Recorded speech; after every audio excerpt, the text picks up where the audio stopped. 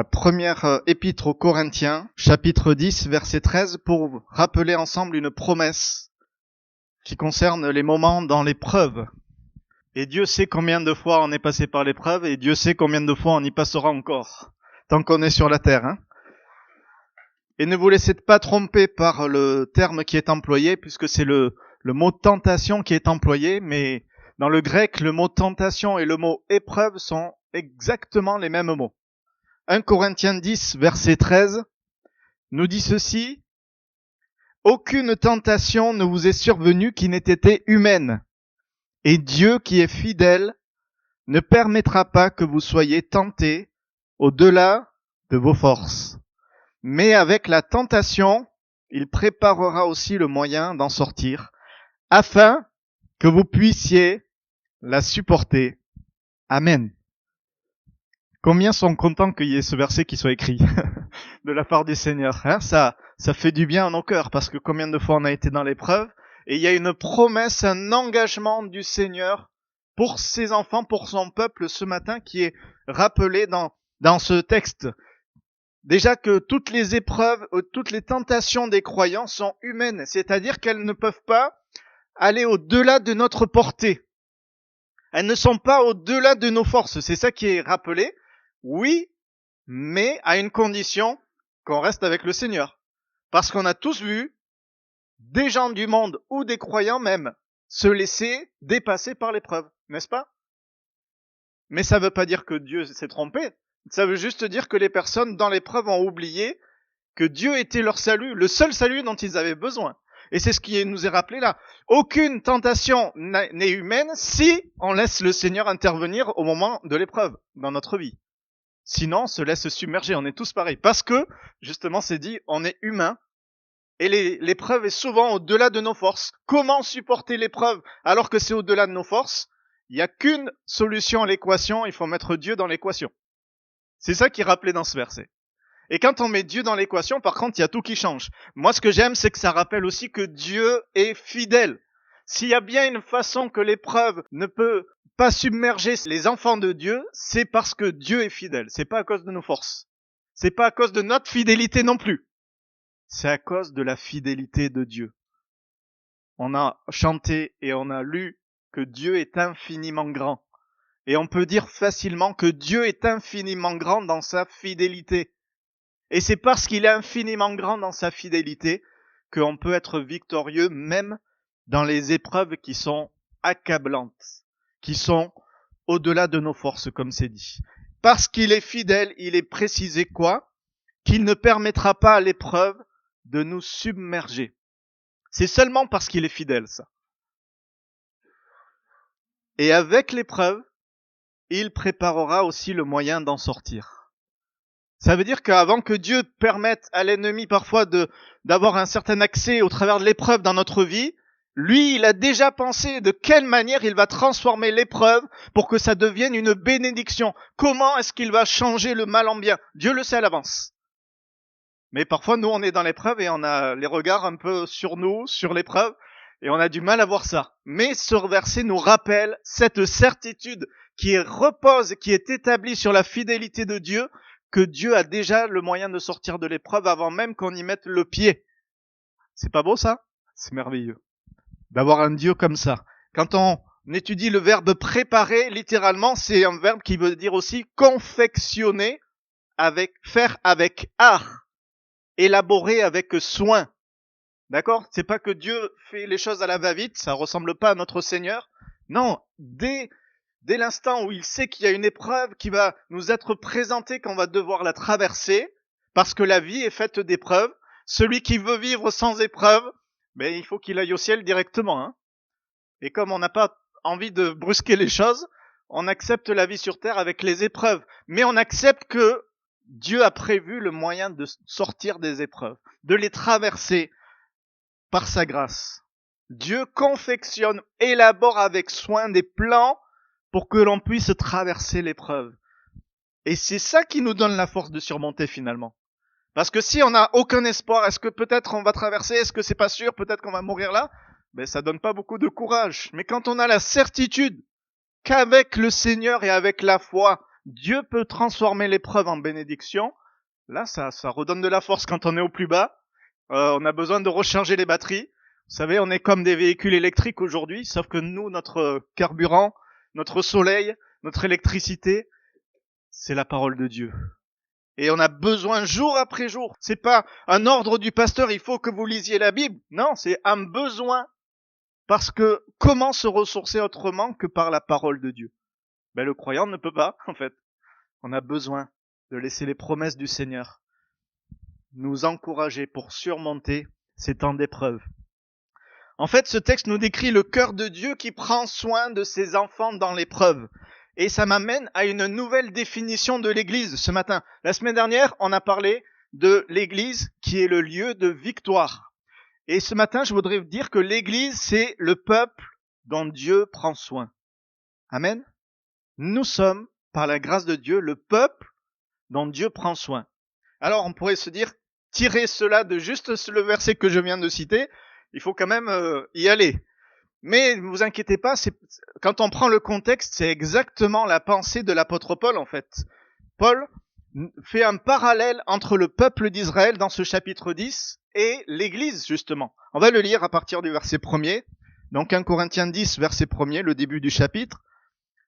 Et on voit qu'il y tient, ces Corinthiens comprennent l'analogie entre l'Église et Israël. Frères, je ne veux pas que vous ignoriez que nos pères ont tous été sous la nuée, qu'ils ont tous passé au travers de la mer, qu'ils ont tous été baptisés en Moïse dans la nuée et dans la mer, qu'ils ont tous mangé le même aliment spirituel, qu'ils ont tous bu le même breuvage spirituel, car ils buvaient à un rocher spirituel qui les suivait, et ce rocher était Christ. Mais la plupart d'entre eux ne furent point agréables à Dieu, puisqu'ils périrent dans le désert. Or, ces choses sont arrivées pour nous servir d'exemple, afin que nous n'ayons pas de mauvais désirs comme ils en ont eu. On va au verset 11. Ces choses leur sont arrivées pour servir d'exemple, et elles ont été écrites pour notre instruction, à nous qui sommes parvenus à la fin des siècles. Ainsi donc que celui qui croit être debout prenne garde de tomber. Et c'est là qu'il y a le verset que j'ai lu au début. Aucune tentation qui ne vous est survenue était humaine, mais elle n'est pas au-delà de nos forces. Mais Dieu promet le moyen d'en sortir, afin de surmonter l'épreuve. Et ça, c'est la conclusion de tout ce qu'on vient de lire maintenant. Et vous voyez que Paul insiste, à 2 reprises il dit que ces choses sont arrivées au peuple d'Israël pour servir d'exemple. Littéralement, c'est parce que ce sont des types. Alors, des types, ça veut dire des illustrations, des images, des analogies de ce que l'Église doit être. Est-ce que Dieu a pris soin du peuple d'Israël dans le désert? Oui ou non? S'il y a bien un moment où le peuple d'Israël a vu la puissance de Dieu pour qu'il prenne soin de lui, c'est bien dans le désert. Hein. D'ailleurs, quand on étudie certains hommes de Dieu, ils se souviennent, ils disent « Seigneur, mais où sont les miracles, où sont les signes quand tu as pris soin d'Israël, tu l'as sorti d'Égypte pour l'amener à Canaan? Où sont ces miracles-là » Des gens qui vivaient dans des temps plus difficiles où l'ennemi avait de la puissance. Du temps de Gédéon, par exemple, c'était la question qu'il a posée à l'ange de l'Éternel quand il l'a visité.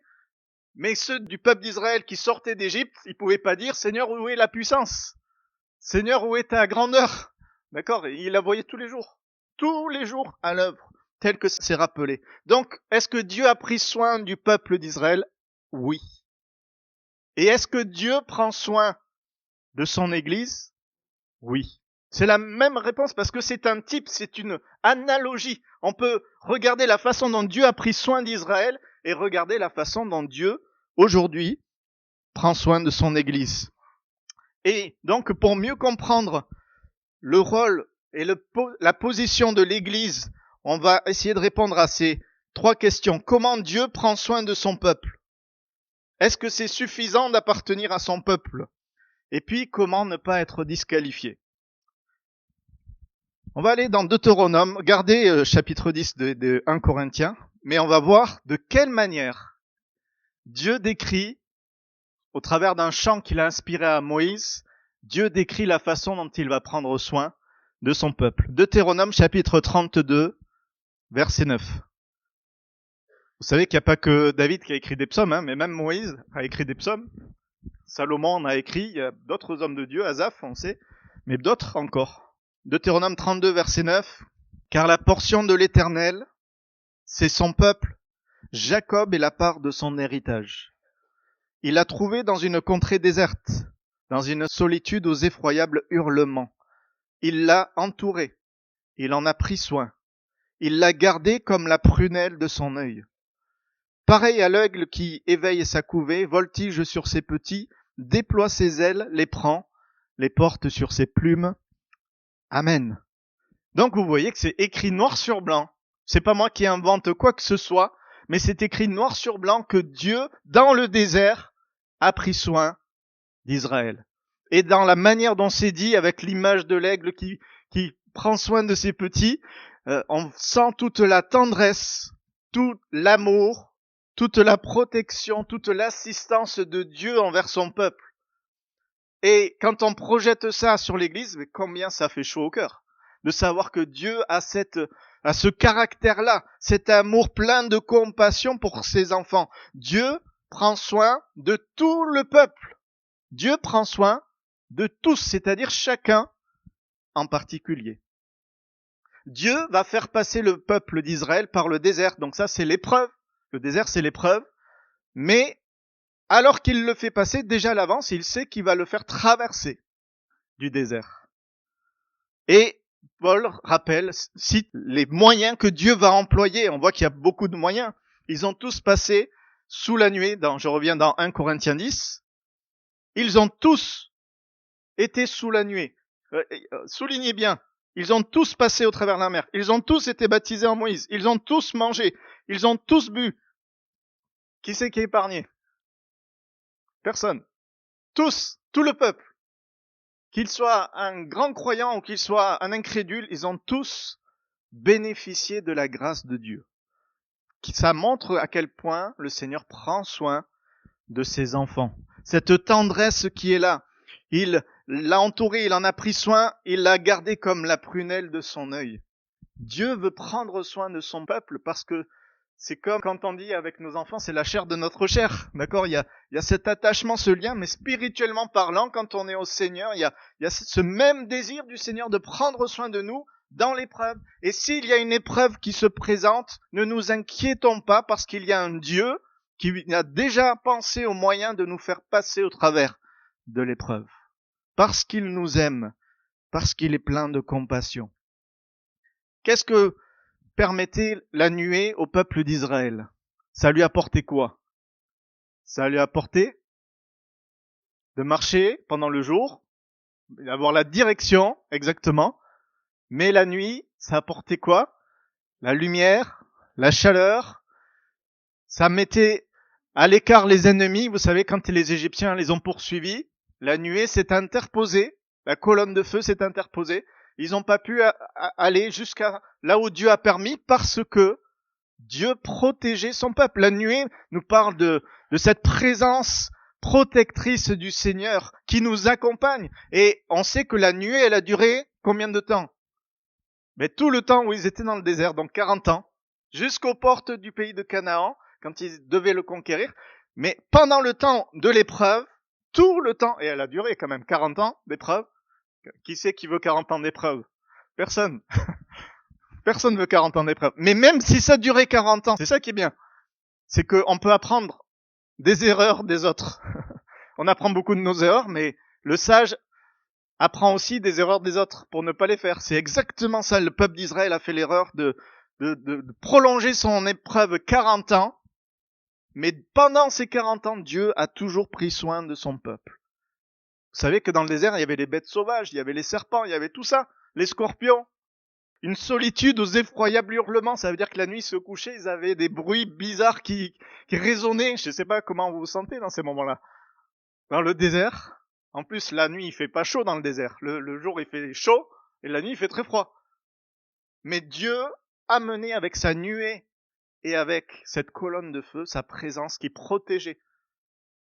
Et on sait que le problème, c'est quand Dieu retirait sa présence pendant un instant. Ben là, les serpents brûlants, ils arrivaient. Là, les scorpions, ils arrivaient. Là, tout le monde. On sait que pendant 40 ans, les vêtements ne se sont pas abîmés. Les chaussures ne se sont pas usées. Vous en trouvez aujourd'hui même des chaussures qui durent 40 ans? Donnez-moi la marque, donnez-moi le magasin, j'y vais. Mais je doute. Parce que là, c'était la présence de Dieu dans l'épreuve. Présence de la nuée qui faisait que toutes ces choses se passaient. Et Dieu, dans l'Église, agit de la même manière. Nous avons accès à sa présence à cause du voile déchiré, dont nous nous sommes souvenus encore tout à l'heure grâce au sacrifice de la croix. Nous avons accès à la présence de Dieu, la colonne de nuée qui est devant nous, qui veut nous diriger, bien sûr. Qu'est-ce qu'il est question? Il est question du baptême. Alors, bien sûr, eux, ils ont fait un baptême spécial parce qu'ils n'ont pas été mouillés dans l'histoire. Ils ont traversé. Mais c'est symbolique de ce baptême du croyant qui, lui, va dans l'eau, qui abandonne sa vie passée et qui décide de s'engager à marcher avec le Seigneur. D'accord? Donc, il y a plein d'analogies à faire avec ce miracle de la mer qui s'est ouverte en deux afin que le peuple d'Israël qui était poursuivi par l'ennemi puisse enfin être libre. Et en plus, on sait que quand la mer s'est refermée, les poursuivants, ils ont été engloutis. Ça veut dire que le passé a été englouti par la mer. Et c'est l'image de la croix, bien sûr, l'image de ce que le Seigneur Jésus a fait. Quand la colère de Dieu est tombée sur lui, les ennemis ont été jugés à la croix. Ceux qui poursuivent le chrétien à cause de ses péchés dans sa vie passée ont été engloutis à la croix. Et c'est la victoire du Seigneur, et c'est la vie nouvelle qui est célébrée au travers de cette traversée. La manne nous parle de quoi? C'était le moyen de Dieu de résoudre le problème de la nourriture. Parce que dans le désert, il n'y a pas beaucoup de grands supermarchés. D'accord? Dans le désert, c'est désert. Et même les animaux sauvages, c'était pas forcément les meilleurs à manger. Sauf si vous aimez les scorpions, les serpents. Mais vous trouvez pas grand chose à manger. Alors Dieu n'a pas abandonné son peuple. Mais il a dit, tous les matins vous trouverez de la manne à vos pieds. Et le week-end, pour vous permettre d'avoir un jour où vous célébrez, où vous laissez de côté vos activités, le week-end vous aurez pour 2 jours. Comme ça, le jour du sabbat, vous n'avez pas besoin de ramasser. C'est incroyable. C'est incroyable quand même cette histoire. Imaginez que tous les matins vous vous réveillez, devant votre porte, il y a un pain du ciel qui est là, qui vous attend. Vous savez qu'Élie, il a vécu un petit peu ça à un moment donné quand il était au plus bas. C'est un ange qui lui a préparé du pain. Et la nourriture a permis que pendant 40 jours et 40 nuits, il marche. Donc là, on voit bien que c'est le pain du ciel. Si vous trouvez une boulangerie avec ce pain qui a cette qualité, donnez-moi l'adresse aussi. Mais je pense que vous n'allez pas trouver comme moi, parce que c'est la puissance de Dieu qui se manifeste pour quelqu'un qui était dans l'épreuve. D'accord? Quand quelqu'un est dans l'épreuve, Dieu permet le moyen d'en sortir. On le voit dans toute la parole de Dieu de toute manière. La présence de Dieu est tellement importante. Il y avait une femme qui, un jour, pour s'amuser, elle se cachait dans son jardin au milieu des arbres touffus et elle voyait ce qui se passait dans le jardin. Mais en fait, elle avait laissé son enfant pendant un instant. Alors, elle faisait une petite blague pour se cacher de lui, donc. Et lui, quand il s'est rendu compte, le petit enfant qui avait plus sa maman, il s'est mis à pleurer, il s'est mis à pleurer. Et il a essayé de chercher partout dans le jardin pour voir où c'est qu'elle pouvait se cacher. Et il n'arrivait pas à trouver qu'elle était derrière les buissons. Alors, il y a un serviteur qui était là, qui est venu parler à l'enfant, qui est venu l'occuper, qui a essayé de l'encourager, dit, mais ne t'inquiète pas, ne pleure pas, elle va revenir. Et il a essayé de le distraire. Regarde les fruits de cet arbre, ils ont l'air très très bons. Regarde ces fleurs, elles sont très jolies. Et l'enfant, il disait, mais non, c'est pas ça que je veux, moi je veux ma maman. De toute façon, sa présence, elle est plus douce que ces mangues qui sont là. Son amour, il est plus merveilleux que le parfum de ces fleurs. Et de toute manière, tout le jardin appartient à ma maman, donc ce qui est à ma maman, c'est à moi. Donc je veux ma maman. Donc le serviteur était là, il savait pas quoi dire. Et la maman, quand elle a entendu tout ce que l'enfant a dit, elle est sortie de sa cachette. Et l'enfant est venu, s'est jeté dans ses bras, il a serré très fort. Et il s'est mis à embrasser sa maman. Et le jardin est devenu le paradis pour cet enfant. Parce qu'il a retrouvé sa maman. Est-ce que c'est pas exactement ce que l'on doit vivre par rapport à la présence du Seigneur? On ne veut pas attacher à ce que Dieu veut donner, aux fruits, aux fleurs, aux choses de cette terre dont on peut bénéficier, mais on est attaché à celui qui donne tout, à celui qui est notre Père céleste, celui qui prend soin de ses enfants. Il doit y avoir dans notre cœur même insatisfaction. La seule chose qu'on a besoin, c'est sa présence. La seule chose dont on a besoin dans l'épreuve, c'est la présence du Seigneur, parce que c'est ça qui va nous apporter tout le reste. Qu'est-ce que c'est pour nous la manne? On me montre la parole, hein? C'est la parole de Dieu. La manne, pour le chrétien, c'est la parole de Dieu. C'est ça qui va nourrir notre cœur. Comment tenir bon, comment avoir des forces spirituelles, bien sûr, si je ne mange pas de la parole de Dieu, si je ne la lis pas, si je laisse pas mon cœur être pétri de cette parole, c'est pas possible. Mais si la parole de Dieu vient imprégner mon cœur jour après jour, et il s'agit pas de faire un lavage de cerveau en se tapant la tête à coups de Bible, ça sert à rien. Mais c'est lire avec faim, avec envie, avec désir, quelques versets de la parole et y réfléchir aussi comment les mettre en pratique. Mais ça amène la vie. Ça amène les forces. Ça amène un croyant qui est faible face à l'épreuve. L'épreuve est au-delà de ses forces, mais la puissance du Seigneur va venir sur quelqu'un qui met sa foi dans le Seigneur. Vous savez combien il faut beaucoup de foi pour être persévérant et manger son pain quotidien tous les jours? Parce que c'est tellement facile de pas le faire. Et le monde entier est fait pour nous détourner de ça. Mais le croyant qui décide de manger son pain quotidien, c'est pas pour rien que Jésus il a dit « Donne-nous notre pain quotidien ». Ça veut dire « Seigneur, je veux lire ta parole, mais je veux que cette parole vienne s'inscrire en mon cœur et m'apporte une force, une puissance que sinon je ne pourrais pas avoir par moi-même. Et sinon, Seigneur, je vais défaillir face à l'épreuve. Donc j'ai besoin, donne-moi, Seigneur, s'il te plaît, mon pain quotidien. » Mais quand on demande les choses comme ça, vous inquiétez pas, le Seigneur il donne ce qu'il faut. Et quand on est fatigué, quand on est découragé, quand on est lassé, ça nous arrive à tous. Mais quand on arrive devant le Seigneur et qu'on dit Seigneur, parle-moi, donne-moi une parole, fortifie mon cœur. Mais le Seigneur il le fait. Parce qu'il nous aime. Ils buvaient à un rocher spirituel. Ils ont tous bu le même breuvage spirituel, ce rocher c'était Christ.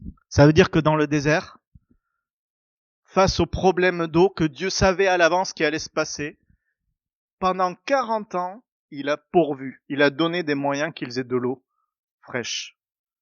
Franchement, quand à un moment donné le Paris-Dakar il passait par le désert, je sais pas comment c'est aujourd'hui parce que le Paris-Dakar il passe plus ni par Paris ni par Dakar, mais en tout cas quand ça passait par le désert, j'imagine qu'il y avait toute une logistique de l'eau, parce que l'eau c'est essentiel à la vie. Et imaginez des milliers, des millions de personnes même qui traversent un désert, je pense qu'il faut une certaine quantité d'eau, il faut une logistique pour la faire boire. Mais Dieu n'a pas envoyé son peuple dans le désert sans rien. Il a pris soin d'eux pendant 40 ans en plus. Calculez, exercice de mathématiques, sachant qu'une personne boit tant de litres par jour, que ça a duré 40 ans, combien, sachant qu'il y avait tant de personnes, combien ça représente de quantité d'eau? Vous imaginez? Réfléchissez la quantité d'eau qu'il a fallu pour que le peuple traverse le désert. Et pourtant, Dieu a pourvu. Et même là où il y avait rien, il y avait un rocher qui avait de l'eau à l'intérieur, qui a été frappé. C'est encore l'image de la croix. À la croix, Jésus a été frappé pour que l'eau de la grâce jaillisse. Et comme Dieu a pris soin du peuple d'Israël, Dieu prend soin de son Église de la même manière. La grâce de Dieu est à notre portée ce matin, cette source d'eau vive qui coule avec abondance. On ne peut pas dire, Seigneur, je suis dans l'épreuve, tu n'as rien fait pour moi. Mais venons puiser à la grâce, venons puiser à la source de la vie et trouvons la réponse à nos besoins, parce que la source, elle est déjà en train de couler devant nous. Et c'est par la foi que l'on vient puiser. C'est par la foi que l'on saisit les promesses du Seigneur. Donc on peut dire quelque chose, c'est que Dieu prend soin de son peuple avec force et puissance. Et de la même manière qu'il l'a fait pour Israël, il le fait pour son Église aujourd'hui. Et s'il le fait pour son Église, ça veut dire qu'il le fait pour chacun d'entre nous. Tous sont passés par la nuée, tous ont passé par la mer, tous ont bu, tous ont mangé, tous. Oui, mais est-ce que ça suffit que Dieu ait pris soin de tous? Est-ce que c'est suffisant? Non. Pourquoi? Parce qu'il y a ce verset 5 qu'on a lu vite fait et sur lequel on s'arrête maintenant. Mais la plupart d'entre eux ne furent point agréables à Dieu puisqu'ils périrent dans le désert. Imaginez, moi quand j'ai relu ce verset, je me suis dit c'est pas possible. Dieu a prévu le moyen de sortir de l'épreuve. C'est ça la conclusion du passage. Dieu a prévu d'avance le moyen de sortir de l'épreuve pour Israël. L'épreuve c'était le désert, il a prévu le moyen de sortir du désert. Normalement il y avait un chemin qui faisait, que ça durait à peu près 2 semaines, 1 mois, pour traverser jusqu'à Canaan. Et parce qu'il y avait les Philistins sur le passage et que c'était des guerriers, Dieu a dit on va faire un petit détour. Mais ça aurait pas dû prendre 40 ans. Ils auraient dû arriver bien en avance. Dieu avait prévu tous les moyens pour qu'ils traversent. Et pourtant, ce verset nous dit que la plupart d'entre eux sont morts où? Dans le désert. Donc ce n'est pas parce que Dieu prend soin de son peuple que forcément les choses vont bien se passer. Parce que il y a quelque chose qui doit occuper notre esprit. Ça ne suffit pas d'être au bénéfice du peuple de Dieu, de ce peuple dont Dieu prend soin. Il y a quelque chose de notre part à faire.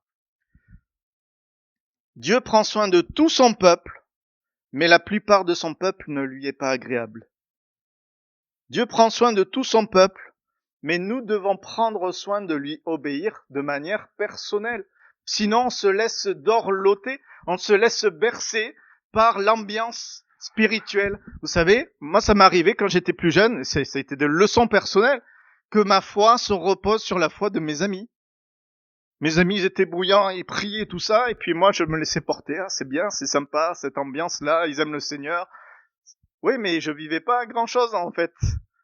Jusqu'au jour où un des amis il a eu un temps de découragement, et puis, parce qu'il avait un temps de découragement, du coup, j'étais découragé. Et c'est là où je me suis aperçu qu'en fait, ma foi, elle dépendait pas de Dieu, elle dépendait de mon ami. Et c'est là où j'ai dit, Seigneur, je veux arrêter ça, là. Je veux que quand mon ami il est fatigué, moi je sois en forme et je le relève. Et quand lui il est en forme, il me relève à moi. Dans ce sens, ça marche. C'est pour ça que Dieu dit qu'il vaut mieux qu'on soit 2 à marcher. Quand l'un tombe, l'autre le relève. C'est un verset, hein. Mais c'est pas quand l'un tombe, les 2 tombent. D'accord? Sinon ça sert à quoi?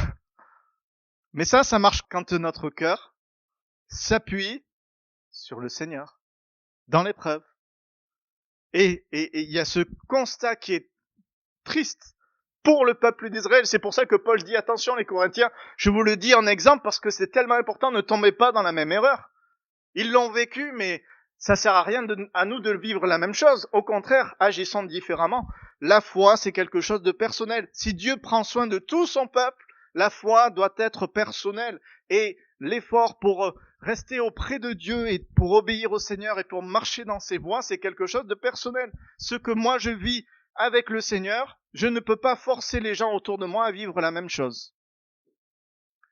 Quand on fait le prorata de combien de personnes ont réussi à traverser le désert alors que Dieu avait mis tous les moyens pour que tout le monde traverse, vous avez calculé? Je fais beaucoup de mathématiques ce matin. Combien? 2 millions? C'est ça? Non, 2 personnes sur des centaines de milliers de personnes, il n'y en a que 2 de cette génération qui a traversé le désert. Bon, il y avait les jeunes, heureusement, et les enfants qui étaient là, et qui ont pu traverser, qui n'ont pas hérité de la condamnation de leurs parents, mais sur cette génération de ceux qui étaient adultes quand ils sont sortis d'Égypte, il n'y en a que 2. C'est pour ça que quand il dit la plupart sont morts dans le désert, en fait, c'est quasiment 99,9% sont morts dans le désert. Ce qui prouve quoi? C'est pas parce que je suis membre du peuple de Dieu, que Dieu prend soin de son peuple, que forcément les choses se passent bien. Il y a ma part, il y a mon obéissance, il y a ma décision de marcher avec le Seigneur coûte que coûte. Est-ce que Caleb et Josué, ils ont été préservés de toutes les épreuves? Quand il y a eu les serpents, est-ce qu'ils étaient à part? Quand il y a eu tout ce qui s'est passé? Et ils ont été avec tout le monde, hein, dans le lot. Mais, ils ont traversé. Quand il y a eu le combat contre Amalek, ils étaient là, aux premières lignes, en train de combattre. Et à chaque fois qu'il a fallu prendre position pour le Seigneur, quand les espions ont dit « Non, c'est un pays, c'est trop compliqué. Attendez, Dieu nous donne tous les moyens pour venir dans ce pays, et puis vous dites que le pays c'est trop compliqué. » Non, non, Dieu a promis, ne vous inquiétez pas, il faut y aller. Ah non, non, on est découragé, ils sont trop grands, c'est trop dur. Voilà, des gens qui ont oublié la promesse que Dieu ne nous donne pas des épreuves au-delà de nos forces. Si Dieu tous les jours a pris soin de son peuple pour les amener là, il va pas les abandonner au dernier moment. C'était tellement évident pour eux. C'était tellement clair que eux, ils avaient aucun doute. Mais les autres, ils avaient des doutes. Dieu prend soin de tout son peuple, mais nous devons prendre soin, nous, de marcher dans ses voies et de ne pas tomber dans une fausse sécurité. Au verset 6, il est dit, ces choses sont arrivées pour nous servir d'exemple, afin que nous n'ayons pas de mauvais désirs comme ils en ont eu. Ils sont dans le peuple dont Dieu prend soin, ces personnes, mais ils ont le cœur préoccupé par de mauvais désirs. Ce n'est pas parce que je suis dans le peuple de Dieu et que j'ai un désir que forcément mon désir c'est la volonté de Dieu. C'est tellement facile. Il y a des gens qui sont chrétiens et disent « Dieu m'a dit ». Et souvent, je vous donne mon expérience de pasteur, souvent quand les gens viennent me voir et me disent « Dieu m'a dit », les gens se trompent. Ceux qui savent que Dieu leur a parlé, ils ne parlent pas comme ça. Ils sont tellement humbles et soucieux d'être sûrs que c'est la volonté de Dieu qu'ils la mettent pas en avant. Mais ceux qui disent « Oui, non, non, pasteur, peu importe ce que vous me direz, Dieu m'a dit ceci ». Si Dieu vous l'a dit, ça va se passer alors.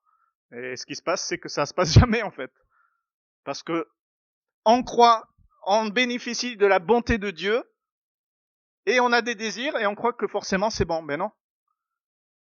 C'est pas parce que je suis membre du peuple dont Dieu prend soin que forcément tous mes désirs sont bons. La preuve, là ils avaient des mauvais désirs. Alors il y a toute une liste. J'ai pas le temps ce matin d'aller dans beaucoup de choses par rapport à ça, mais on peut juste les citer. Ne devenez point idolâtres, comme quelques-uns d'eux, selon qu'il est écrit, le peuple s'assit pour manger et pour boire, puis ils se levèrent pour se divertir. L'idolâtrie, le fait de mettre quelque chose plus haut que Dieu, il est dit là le divertissement, on pourrait dire la détente. Alors c'est pas mauvais en soi, mais quand ça prend le pas sur la place que Dieu doit avoir dans notre vie, c'est là que ça devient dangereux. On sait ce qui s'est passé pour ce peuple. Verset 8, ne nous livrons point à l'impudicité ou l'immoralité, comme quelques-uns d'eux s'y livrèrent, de sorte qu'il en tomba 23 000 en un seul jour. Dieu prend soin pendant des années de garder ce peuple, et ils ont des mauvais désirs, il y en a 23 000 qui meurent. C'est triste quand même. Ils ont méprisé. On se souvient en plus que le contexte avec le veau d'or, avec les repas, les orgies, qu'on pourrait dire, qui ont suivi, et tout ce que ça a entraîné, le Seigneur veut que notre cœur soit pur, tout simplement. Heureux ceux qui ont le cœur pur, car ils verront Dieu. Josué et Caleb, malgré tout ce qui s'est passé autour d'eux, d'ailleurs Josué, quand il a entendu le bruit, il a dit, mais il y a quoi? C'est un bruit de guerre. Lui était tellement habitué à se battre. On dirait qu'il y a la guerre il faut se préparer à se défendre. Non, si c'était la guerre, au moins c'était quelque chose de valable. Non, il faisait la fête. Il faisait n'importe quoi, en fait. Pendant que Moïse était sur la montagne, dans la présence de Dieu, qui recevait les lois, que Dieu prenait soin de se manifester avec puissance, eux, ils faisaient la fête à côté. Et à cause des mauvais désirs. Ne tentons point le Seigneur comme le tentèrent quelques-uns qui périrent par les serpents. Vous vous souvenez comment ils l'ont tenté? Ils ont dit, on est fatigué de cette misérable nourriture. Mais de quoi ils parlaient? De la manne. Tous les matins, ils avaient le pain du ciel devant la porte. Ils disaient, oh non, on n'en peut plus, on est fatigué de ça. Ça veut dire quoi? Je méprise ce que Dieu me donne dans sa puissance. Et je veux ce que moi j'ai envie d'avoir. Je veux la bonne viande que je mangeais en Égypte. Oui, mais en Égypte, tu mangeais la viande à coups de fouet. Mais ça, c'est un petit détail, ça. Notre âme est dégoûtée de cette misérable nourriture. Vous imaginez comment il parlait? Et le Seigneur a eu pitié d'eux quand même en envoyant la viande. Mais il y a eu le jugement aussi qui est venu avec. C'est ce qu'il a été écrit. Plusieurs qui tentèrent Dieu et donc qui périrent par les serpents. Et donc toutes ces épreuves sont passées. Certains ont murmuré, ne murmurez pas comme murmurèrent quelques-uns qui périrent par l'exterminateur. Ces choses leur sont arrivées pour nous servir d'exemple. Frères et sœurs, afin que nous n'ayons pas, nous, de mauvais désirs. Nous ne tombons pas dans des mauvais désirs, dans des convoitises, parce que c'est pas parce qu'on est dans le peuple de Dieu que si on a des mauvais désirs, les choses vont bien se passer. Dieu n'excuse pas ce qui se passe dans notre cœur. Si nous bénéficions de la grâce de Dieu en tant que peuple de Dieu, Nous devons d'avoir un cœur pur, un cœur droit, un cœur saint. Et encore plus dans les temps dans lesquels nous vivons aujourd'hui. Parce que ce monde a besoin de voir une église dont les hommes et les femmes ont des cœurs purs, tout simplement. La droiture, l'intégrité sont des choses qui rendent témoignage que le Seigneur est vivant aujourd'hui. Chez les Corinthiens, et c'est pour ça que Paul fait toute cette description dans ce texte, il y avait cette sorte de suffisance. Nous, on a tout compris. Nous, on maîtrise, on a la connaissance, on sait comment les choses se passent, on a les dons spirituels. Oui, mais c'est pas parce qu'on vit des choses avec Dieu extraordinaires qu'on doit se glorifier et qu'on peut se permettre des petits accros à la sainteté. Parce qu'on sait que dans l'église de Corinthe, c'était pas clair, l'histoire. Et c'est pour ça que Paul dit au verset 12, « Ainsi donc que celui qui croit être debout prenne garde de tomber. » L'appartenance au peuple de Dieu doit aller de pair avec l'obéissance à Dieu.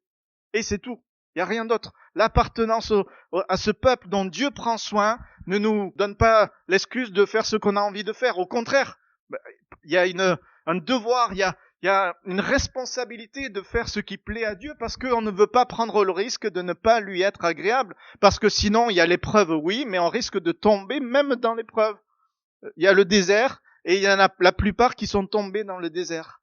Mais moi, je veux être de ceux qui ont passé à travers. Parce qu'ils ont vu qu'il y avait le moyen de s'en sortir de l'épreuve.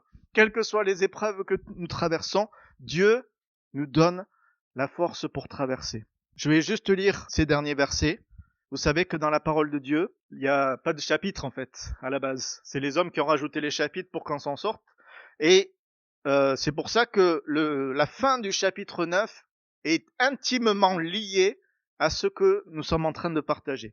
1 Corinthiens chapitre 9 verset 24, mais en fait on s'aperçoit que ça, chapitre 9, la fin du chapitre 9, c'est l'introduction à ce que Paul dit au chapitre 10. Donc c'est tellement intéressant. Ne savez-vous pas que ceux qui courent dans le stade courent tous? Et regardez les mots qu'il emploie. Mais qu'un seul remporte le prix. Courez de manière à le remporter. Tous ceux qui combattent s'imposent toute espèce d'abstinence et le font pour obtenir une couronne corruptible. Mais nous le faisons pour une couronne incorruptible. Amen. Moi donc, je cours non pas comme à l'aventure, je frappe non pas comme battant l'air, mais je traite durement mon corps, je le tiens assujetti de peur d'être moi-même rejeté après avoir prêché aux autres. Amen. Dieu prend soin de son peuple. Nous pouvons bénéficier de ses soins, mais c'est pas suffisant. Comment être sûr de ne pas être disqualifié? C'est ça qu'il dit. Attention, on peut même être disqualifié tout en étant dans le peuple de Dieu. Parce qu'en fait, notre cœur n'est pas vraiment attaché au Seigneur. Et il dit quoi? Il y a besoin de renoncement. Il y a besoin de tenir son corps durement, de tenir son corps assujetti. Il y a besoin de pas courir au hasard. Il y a besoin de courir de la bonne manière, de manière à remporter la course.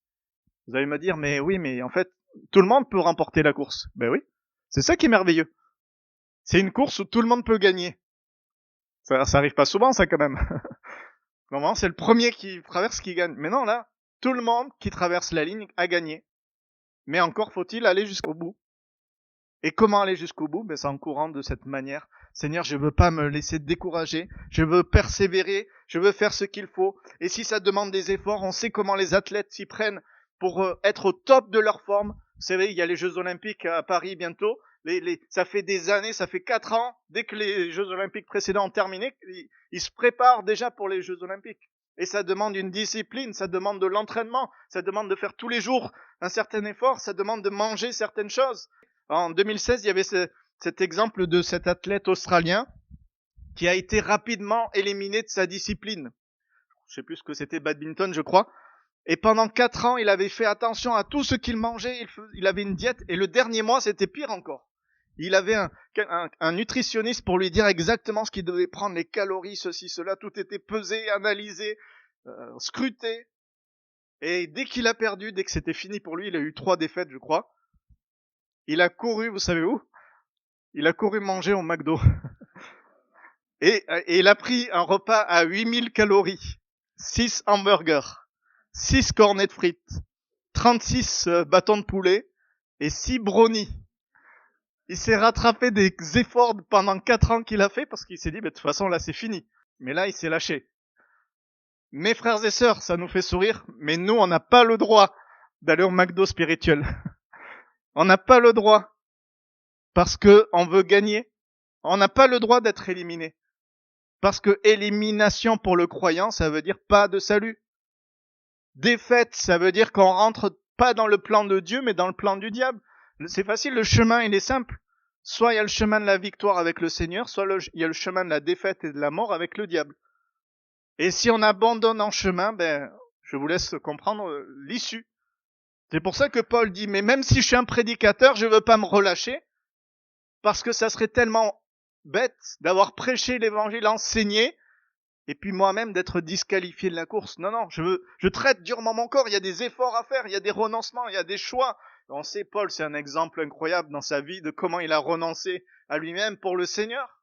Mais c'est un appel pour chaque croyant à ne pas être disqualifié, à bénéficier des soins de Dieu parce que nous sommes le peuple dont Dieu prend soin, mais à aussi prendre soin nous-mêmes de marcher dans l'obéissance. Aucune tentation ne vous est survenue qui n'ait été humaine. Et Dieu qui est fidèle ne permettra pas que vous soyez tentés au-delà de vos forces, mais avec la tentation. Il préparera aussi le moyen d'en sortir afin que vous puissiez la supporter. Voilà ce que Paul a écrit à la fin. Après avoir dit tout ce qu'on vient de lire, Paul a écrit ce verset pour dire, mais peu importe les épreuves, peu importe les tentations, peu importe les combats, Dieu a la capacité de vous faire traverser. Maintenant, ne vous reposez pas sur vos lauriers, accrochez-vous, marchez avec le Seigneur, allez de l'avant, renoncez à vous-même, portez votre croix. On entend toutes les recommandations du Seigneur quand on pense à ça. Et gagnons la course, remportons le prix de la vocation céleste en Jésus-Christ. Amen. Merci Seigneur parce que tu as fait de nous ce peuple dont tu prends soin. Seigneur, quand nous considérons ta parole, oui, combien nous voyons que tu prends soin de ton peuple. Ta puissance, ta main déployée pour intervenir, secourir, pourvoir à tous les besoins. Seigneur, ce que nous voyons dans ta parole, nous l'avons même expérimenté nous-mêmes. Tu as pris soin de nous de manière spirituelle et même de manière matérielle. Tu es un Dieu qui pourvoit. Combien nous sommes heureux de t'avoir pour Père. Mais nous ne voulons pas, Seigneur, nous reposer sur cela. Nous voulons, Seigneur, choisir de marcher dans tes voies, choisir de te suivre, choisir de te plaire et de t'être agréable. Garde-nous, Seigneur, d'avoir un quelconque mauvais désir qui nous détournerait du chemin. Seigneur, nous savons que quelles que soient les épreuves que tu nous donnes le moyen d'en sortir. Tu vois ce matin, Seigneur, ceux qui sont dans l'épreuve. Tu vois ceux qui sont dans des combats. Tu vois ceux qui sont dans les difficultés, les tentations. Seigneur, tu as promis parce que tu es fidèle qu'il y avait un moyen d'en sortir. Alors manifeste-toi en faveur de mon frère, en faveur de ma sœur. Et pour celui qui bénéficie de tes soins déjà, donne-lui, Seigneur, d'aller encore plus loin avec toi. Donne-lui d'aller, Seigneur, dans cet élan nouveau, de courir dans la course pour remporter le prix de la vocation céleste en Jésus-Christ. Oui, Seigneur, ne nous laisse pas nous égarer en chemin. Ne nous laisse pas piégés par les choses de cette terre éternelle. Nous voulons être ce peuple dont tu prends soin. Nous voulons, Seigneur, aussi prendre soin de te servir, de marcher dans tes voies. Viens donner ta force à celui qui est affaibli ce matin. Viens renouveler celui qui est fatigué. Ne laisse pas l'ennemi décourager à outre mesure. Merci parce que tu nous as promis que tu serais avec nous dans l'épreuve et jusqu'au bout de l'épreuve. Merci Éternel. Amen.